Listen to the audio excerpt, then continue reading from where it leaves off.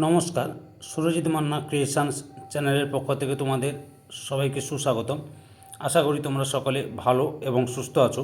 আমি তোমাদের জন্য এই ভিডিওটিতে তুলে ধরছি 2026 সালের ক্লাস 6-এর রায় ও মার্টিন প্রশ্নবিচিত্রা থেকে ফার্স্ট ইউনিট টেস্ট তথা প্রথম পর্যায়ক্রমিক মূল্যায়নের জন্য ভূগোলের 5 নম্বর মডেল স্কুলের প্রশ্নপত্রের সেটটি সম্পূর্ণ সমাধান করছি। তার আগে তোমাদের কাছে অনুরোধ, তোমরা ভিডিওটি না টেনে পুরোটা দেখো। ভিডিওটি কেমন লাগলো কমেন্ট করে জানিও।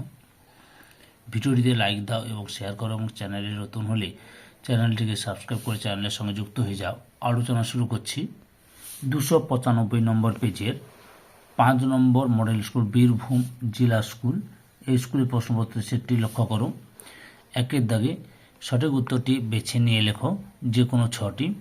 প্রথমে রয়েছে 1 নম্বরে সপ্তর্ষি মণ্ডল গঠিত হয়েছে অপশান বিতে 7টি উজ্জ্বল তারা দিয়ে। 2 নম্বরে ক্যাসিওপিয়া দেখতে অনেকটা ইংরেজি, অপশান বিতে এম অক্ষরের মতো। 3 নম্বরে পৃথিবীর পরিধি প্রায় ড্যাশ কিলোমিটার, অপশান সিতে 40,000 কিলোমিটার। 4 নম্বরে আন্তর্জাতিক তারিখরেখার বিপরীত দিকের রেখাটি হলো ড্যাশ, অপশান এতে মূল মধ্যরেখা। 5 নম্বর পৃথিবীকে বলে, অপশান সিতে নীল গ্রহ। 6 নম্বরে আকাশ হলো একটি, অপশান বিতে ছায়াপথ। 7 নম্বরে পৃথিবীর সর্বনিম্ন স্থান, অপশান সিতে মারিয়ানা খাত। 8 নম্বরে সৌরদিন ও নক্ষত্রের দিনের মধ্যে সময়ের পার্থক্য, অপশান এতে 3 মিনিট 5 সেকেন্ড। 2-এর দাগে যে কোনো 4টি প্রশ্নের উত্তর দাও। প্রথমে রয়েছে আমাদের জাতীয় রাজধানী অঞ্চলের নাম কি? নতুন দিল্লি। 2 নম্বরে ভারতের সবচেয়ে জনবিরল রাজ্যের নাম কি? সিকিম। 3 নম্বরে ভারতের দীর্ঘতম হিমবাহের নাম কি? সিয়াচেন।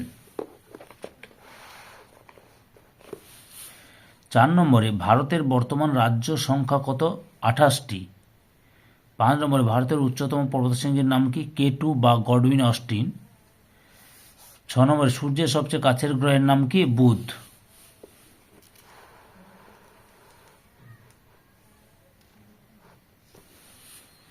3-এর দাগে নিচের যে কোনো 2টি প্রশ্নের উত্তর দাও। প্রথমেই রয়েছে ভারতের বৃহত্তম ও ক্ষুদ্রতম রাজ্যের নাম কি? ভারতের বৃহত্তম রাজ্যের নাম রাজস্থান, ক্ষুদ্রতম রাজ্যের নাম গোয়া। 2 নম্বরে ভারতের কোন দ্বীপকে প্রবাল দ্বীপ বলে এবং কেন? ভারতের লাক্ষাদ্বীপ পুঞ্জকে বা লাক্ষাদ্বীপকে বলা হয় প্রবাল দ্বীপ। কারণটা লক্ষ্য করো। প্রবাল এক ধরনের চূর্ণ সমৃদ্ধ সামুদ্রিক কোটি কোটি প্রবাল কীটে দেয়াবশেষ জমে যে দ্বীপ গড়ে ওঠে তাকে প্রবাল দ্বীপ বলে। অর্থাৎ এই প্রবাল কীট জমে লাক্ষাদ্বীপ পুঞ্জের সৃষ্টি হয়েছে, তাই লাক্ষাদ্বীপ পুঞ্জকে প্রবাল দ্বীপ বলা হয়। 3-এর দাগে রয়েছে উপদ্বীপ বলতে কি বোঝো? উত্তরটি লক্ষ্য করো। এই যে এখান থেকে শুরু করে তোমরা এতটা পর্যন্ত লিখবে। তারপরে 4 নম্বরে রয়েছে উপসাগর বলতে কি বোঝো? উত্তরটি তোমরা এখান থেকে শুরু করে এতটা পর্যন্ত লিখবে। 4-এর দাগে নিচের যে কোনো 2টি প্রশ্নের উত্তর দাও। 4-এর প্রথম প্রশ্ন, নিরক্ষরেখার মান কত? 0 ডিগ্রি। অক্ষরেখার 2টি বৈশিষ্ট্য লেখো। অক্ষরেখার বৈশিষ্ট্যগুলি লক্ষ্য করো।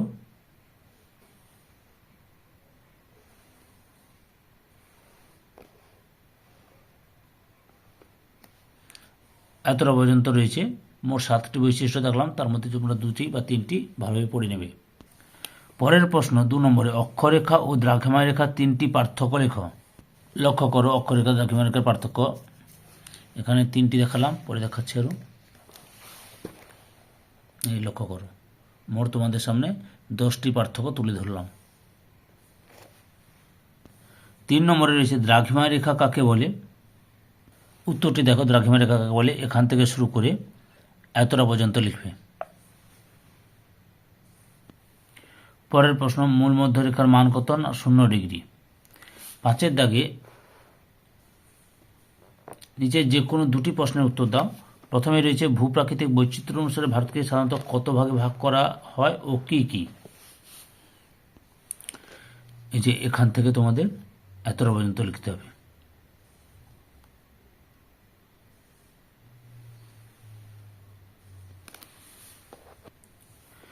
দুয়ের দাগে উপত্যকা, গিরিপথ, হিমবাহ সম্পর্কে যা জানা লেখো। পরপর আমি প্রশ্নগুলি দেখাচ্ছি, লক্ষ্য করো।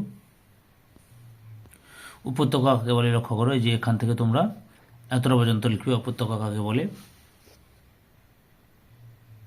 এরপরে গিরিপথ কাকে বলে লক্ষ্য করো, এখান থেকে শুরু করে এতটা পর্যন্ত লিখবে।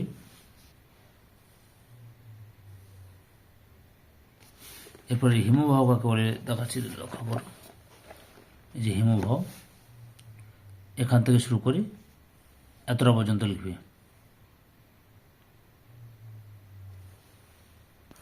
3 নম্বরে রয়েছে ভারতের দীর্ঘতম নদীর নাম কি? গঙ্গা। গঙ্গার একটি উপনদীর নাম লেখো। যমুনা, সোন, গণ্ডক, কোশি, এতগুলো হবে। আমি যমুনা দেখালাম। ভারত নদীমাতৃক দেশ, ব্যাখ্যা করো।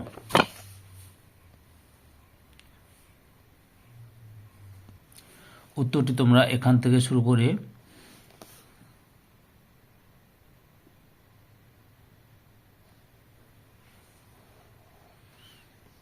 এতটা পর্যন্ত লিখবে। 4 দাগে রয়েছে হিমালয় কথার অর্থ কি? উত্তরটি লক্ষ্য করো যে হিমালয় সমান হিম যুক্ত আলয়, হিম অর্থাৎ বরফ এবং আলয় অর্থাৎ গৃহ, সুতরাং হিমালয় কথার অর্থ বরফের গৃহ। ভারতের দীর্ঘতম হিমবাহের নাম কি? সিয়াচেন। দুন ও তরাই বলতে কি বোঝো? উত্তরটি লক্ষ্য করো, দুন এখান থেকে শুরু করবে,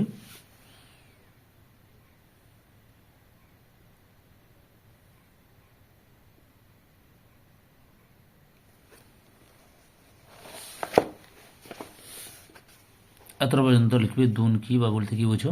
এবার তরাই বলতে কি বোঝো, এখান থেকে শুরু করে এতটা লিখবে। ধৈর্যের সহকারে সম্পূর্ণ ভিডিওটি দেখার জন্য তোমাদের সবাইকে অসংখ্য অসংখ্য ধন্যবাদ। আজকে এই পর্যন্ত, পরবর্তী ভিডিওতে আবার দেখা হবে। Tata, bye bye.